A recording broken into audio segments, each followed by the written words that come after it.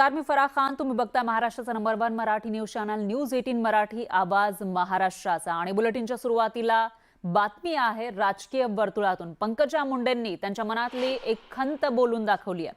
Pankaja मुंडेंना doctor व्हायचं होतं, पण मार्क कमी पडले आणि त्यांचं डॉक्टर होण्याचं स्वप्न अपूर्ण राहिल्याची खंत पंकजा मुंडेंनी स्वतः बोलून दाखवली.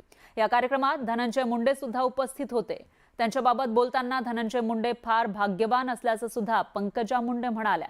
तसंच पंकजा मुंडेंनी त्यांच्या दारूच्या व्यवसायाबाबत वक्तव्य केलं आणि त्यानंतर उपस्थितांमध्ये एकच हर्षा पिकला.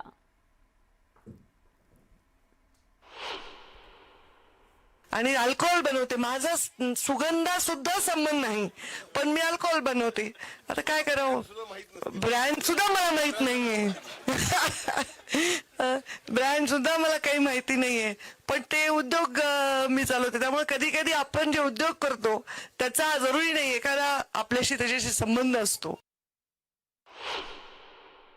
खूप हौस होती मला, पण मी झाले नाही कारण ती तत्ववादी स्वभाव होता. मार्क कमी पडले म्हणून घेतले नाही ऍडमिशन.